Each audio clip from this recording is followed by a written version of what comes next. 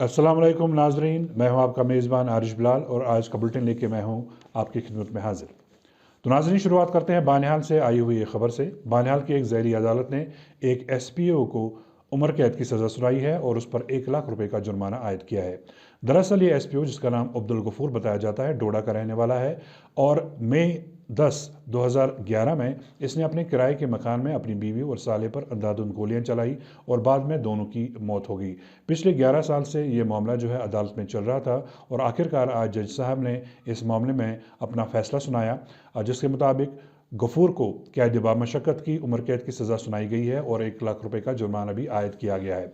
जो मलहूकीन हैं उनके लवाहिकीन जो है काफ़ी वक्त से इंसाफ की मांग कर रहे थे और 11 साल के बाद आखिरकार उनको इंसाफ मिला है। ये खबर उन खवातीन के लिए है जो घर में दिन भर अकेली रहती है।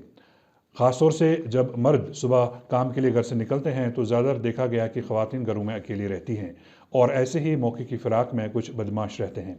जी हाँ, ये वाक़या कुलगाम का है, जहाँ पे एक लड़की आज घर में अकेली थी और वो एक शख्स को भिखारी समझकर उसने उसको घर के अंदर आने दिया।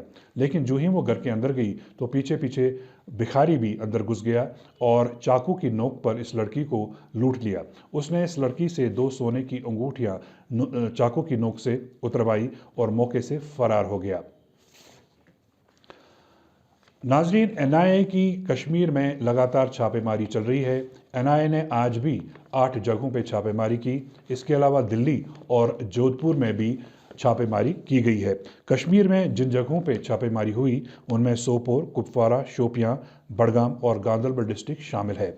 दरअसल NIA ने एक प्रेस रिलीज में कहा है कि ये टेररिज्म कॉन्स्पिरेसी केस का मामला है जिसमें ये छापेमारी हुई है। इस मामले में अभी तक 28 लोगों को गिरफ्तार किया गया है।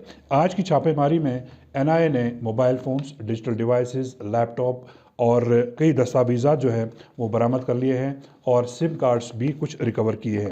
आपको ये बता दें कि कल ही NIA ने अपने ही एक अफसर AD नेगी को गिरफ्तार कर लिया। नेगी जो है IPS ऑफिसर हैं और वह SP रैंक पे थे और कई सालों से वह कश्मीर में ऑपरेट कर रहे थे क्योंकि यहाँ पे कई मामलों की उन्होंने तहकीकात की है। नेगी पे इल्ज़ाम है कि वो सेंसिटिव इन्फॉर्मेशन जो है वो लश्कर तैयबा के ओवरग्राउंड वर्कर्स को फराहम कर रहे थे। पिछले साल नेगी के हिमाचल में मकान जो है उनका, उस पर छापेमारी NIA की तरफ से की गई और तलाशी के बाद उस मकान को सील कर दिया गया। तब से लगातार इस मामले की तहकीकात हो रही थी NIA की तरफ से और आखिरकार कल NIA ने नेगी को बाज़ाब्ता तौर पर गिरफ्तार कर लिया है। नाज़रीन, आज शोपियां के जैनपुरा से सुबह सुबह एक एनकाउंटर की खबर आई। पुलिस ने कहा है कि उनको ये खबर मिली थी कि जैनपुरा के इलाके में कुछ मिलिटेंट छुपे हुए हैं, जिसके बाद एक ऑपरेशन शुरू किया गया। ऑपरेशन के दौरान जब घर घर तलाशी ली जा रही थी तो वो एक मकान में पहुंचे और मकान मालिक ने पुलिस के मुताबिक उनको गुमराह किया और दूसरी डायरेक्शन में भेजने की कोशिश की। इसी दौरान जो अंदर मिलिटेंट छुपा हुआ था उसने अंधाधुंध गोलियां चलाई, जिसमें आर्मी के 2 जवान जो है उनकी मौत हो गई। जवाबी कार्रवाई में मिलिटेंट के मारे जाने की खबर है। उसका नाम अब्दुल कयूम बताया जाता है, जो कि काकपुरा का रहने वाला है। पुलिस ने दावा किया है कि ये जो मकान मालिक है उसको गिरफ्तार कर लिया गया और उसने जानबूझ के जो सर्च पार्टी है उसको गुमराह करने की कोशिश की।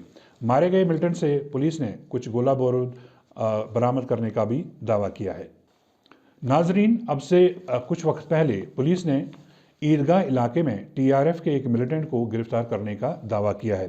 पुलिस ने कहा है कि इस TRF मिलिटेंट से एक पिस्टल भी बरामद कर लिया गया है और ये दरअसल कुलगाम का रहने वाला है और ये श्रीनगर सिर्फ टारगेट किलिंग के मकसद से आया हुआ था।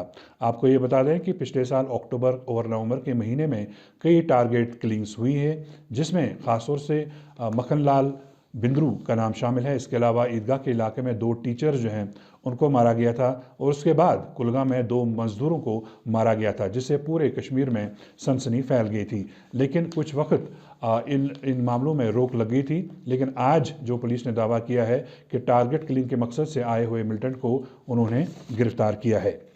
तो नाज़रीन, ये थी आज कश्मीर से कुछ खास खबरें। इंशाल्लाह अगले बुलेटिन में आपसे दोबारा मुलाकात होगी। जब तक के लिए हमें इजाज़त दीजिए। अल्लाह निगहबान। Subscribe, share, like.